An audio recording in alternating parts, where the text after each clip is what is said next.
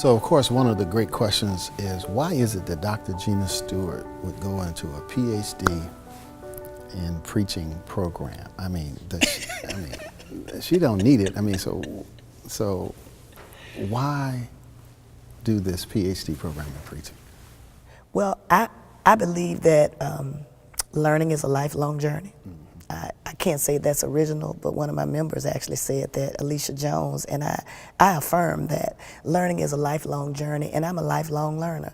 I like learning, and so when I heard about this program, I was already intrigued by the idea of getting a PhD in African American preaching.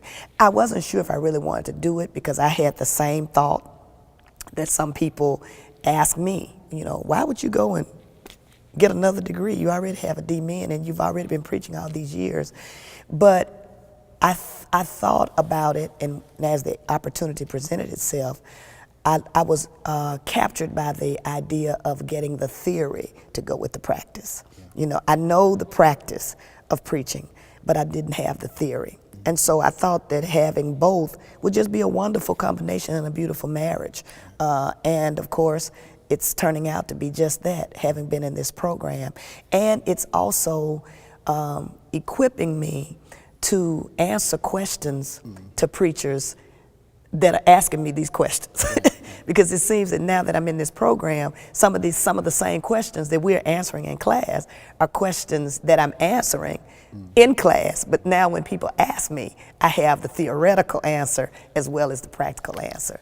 Tell the audience about the Philadelphia phone call. You called me from Philadelphia. Remember that? It was a Saturday morning, and it was, I can see you don't quite remember it. Oh, I was excited. Right, yeah, oh, right, yeah. right. So tell me, well, right. Because, we had been doing all this work. You had us working like Hebrew slaves. And so I was talking about you real bad behind your back about doing this paper on theory. You had us working on our preaching method. That's what it was. And I had just finished my paper. I went to preach for this preaching association in Philadelphia, Pennsylvania.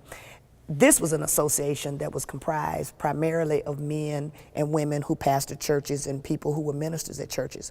The young woman who was my host asked me if I would be willing the next day, because my flight was leaving later that afternoon. She said, would you be willing to meet with a group of women preachers? I said, sure. I'm thinking we're going to lunch and all of this.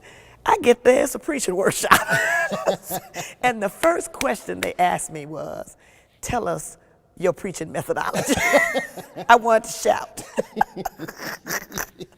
Because I had worked on it on the paper. Right. And it was like, okay, God, all of this stuff is really coming together. It's really beginning.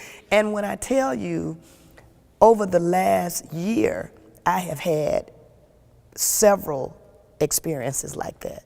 So it just really affirms the work that you're doing. It affirms what this program means for those of us who are looking to, not only preach well, but also have the theory to back up that preaching. It's much needed because people are asking these questions. People want to know, how do you prepare your sermons? What's your preaching methodology? They want to know that. They know what they see, but it's like getting under the hood of a car. Exactly. They know what the car looks like, but they want to get behind the sermon.